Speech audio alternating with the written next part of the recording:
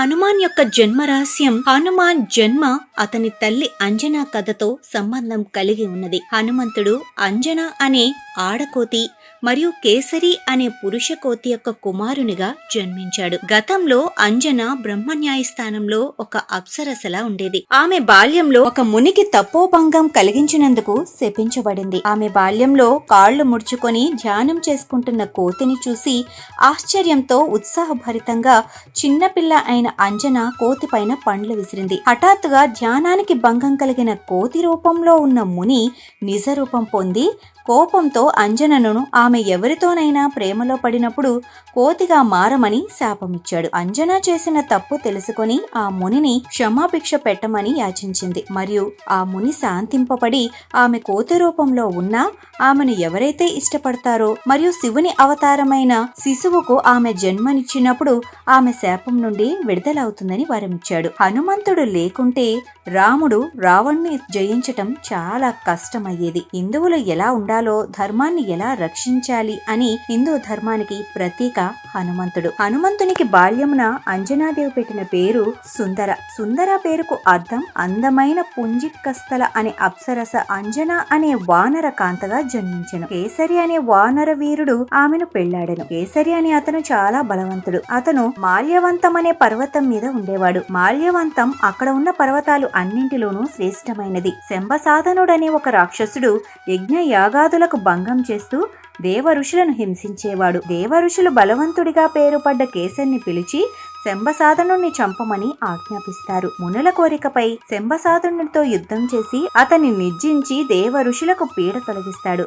సజ్జన స్వభావం గల అతనికి అంజని అనే భార్య ఉంది. వారు సంతానము కొరకు భక్తితో శివుని ఆరాధించిరి. అప్పుడు వాయుదేవుడు శివుని తేజమును పండు రూపంలో అంజన కొసగెను. అంజనకు జన్మించిన సుతుడే ఆంజనేయుడు. కేసరి నందనుడని వాయుదేవుడని అనుగ్రహంతో జన్మించినందున వాయుసుతుడని కూడా ప్రసిద్ధుడయ్యను. పుట్టుకతోనే దివ్య తేజస్సు కలిగిన ఆ బాలుణ్ణి అంజనీ పుత్రుడు కనుక ఆంజనేయుడని పిలిచేవారు. జన్మతః బల సంపన్నుడు అయిన ఆంజనేయుడు ఒకమారు ఉదయించుచున్న సూర్యబింబమును చూచి పండు అనుకుని తినుటకు ఆకాశమునకెగెను. అప్పుడు జరిగిన ఘటనలలో ఇంద్రుడు తన వజ్రాయుధంతో ఆ బాలుని దవడ హనుమపై కొట్టెను. అలా కొట్టడం వల్ల ఆ బాలుని దవడకు చొట్టపడినది. చొట్టపడిన దవడ కలిగిన వాడవడం చేత హనుమంతుడన్న పేరు వచ్చింది. తన కొడుకు దెబ్బ తిన్నందుకు ఆగ్రహించి వాయుదేవుడు వీచటం మానివేశాడు. అప్పుడు బ్రహ్మాది దేవతలు హనుమంతునికి అనేక వరాలిచ్చి వాయుదేవుని శాంతింపజేశారు. శ్రీరాముని సీతమ్మ తల్లి కంటే మిన్నగా ప్రేమించాడు హనుమంతుడు. ఒకసారి హనుమాన్ సీతాదేవి నుదుట సింధూరం పెట్టుకోవటం చూసి నుదుట సింధూరం ఎందుకు పెట్టుకున్నావమ్మా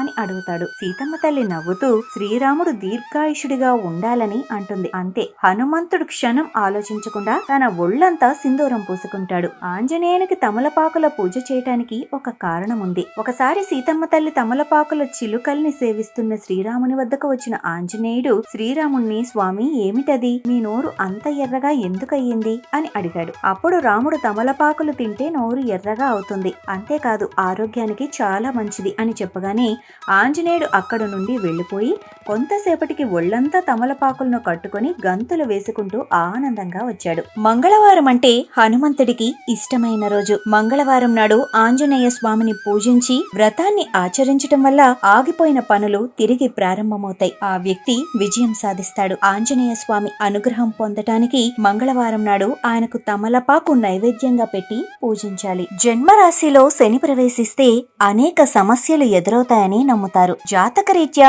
శని దుష్టగ్రహంగా పేర్కొంటారు. అయితే హనుమంతుడి భక్తులపై మాత్రం శనీశ్వరుడు ప్రభావం ఉండదు. హనుమంతుడు అంటే శనీశ్వరుడు దూరంగా ఉంటాడు. రావణుడు చెరలో బందీగా ఉన్న శనీశ్వరుడికి ఆంజనేయుడు విముక్తి కలిగించాడు. దానికి కృతజ్ఞతగా హనుమ భక్తులకు ఎలాంటి కీడు తలపెట్టనని అప్పుడు ప్రమాణం చేశాడు. శనీశ్వరుడు ఒకసారి హనుమంతుడి భుజాలపైకి చేరి తన ప్రభావం చూపే ప్రయత్నం చేశాడు. దీన్ని గమనించిన ఆంజనేయుడు అమాంతం తన కాయాన్ని పెంచి బాహువులతో శనీశ్వరుని నలిపేశాడు. ఈ బాధను భరించలేక శనీశ్వరుడు హనుమంతుణ్ణి వేడుకున్నాడు, తనను వదిలేయాలని. అలాగే ఏలినాటి శని సమయంలో నిన్ను పూజించిన భక్తులకు నా నుంచి ఎలాంటి ఇబ్బందులు ఉండవని పేర్కొన్నాడు. హనుమంతుడు చిన్నతనంలో ఎర్రని పండులా కనిపించే బాలబాణుడిని చూసి అది తినే వస్తువుగా భావించి ఇష్టపడి సూర్యుని పట్టుకోవటానికి ఆకాశంలో ఎగురుతూ వెళ్తున్నాడు. అది సూర్యగ్రహణ సమయం. ఆ సమయంలో రాహుగ్రహం గ్రహణం కోసం సూర్యుని పట్టుకోవటానికి వస్తున్నాడు. రాహు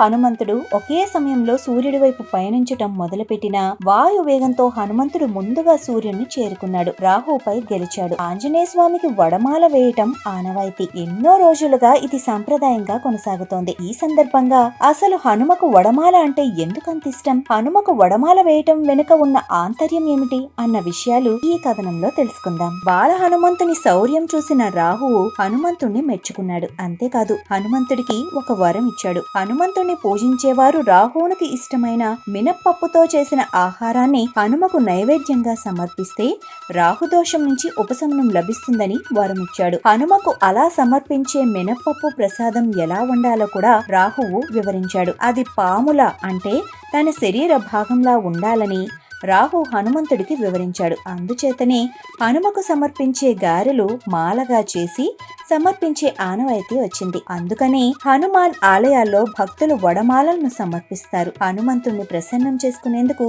భక్తులు ఇలా చేస్తూ ఉంటారు. మినప్పప్పు మిరియాలతో తయారు చేసిన వడలను 108 వడలతో చేసిన ఆ మాలను అలంకరిస్తూ ఉంటారు. హనుమాన్ జయంతి వైశాఖ కృష్ణ దశమి నాడు అంటే ఈ ఏడాది మే 22న వచ్చింది. హనుమాన్ జయంతిని 41 రోజుల వ్రతంగా ఆచరిస్తారు. చైత్ర పౌర్ణమి నుంచి వైశాఖ కృష్ణ దశమి వరకు ఓ 41 రోజుల పాటు హనుమంతుణ్ణి సేవిస్తూ ఈ హనుమాన్ జయంతిని చాలీసా, సుందరాకాండ, ప్రాణాయామం చేస్తారు.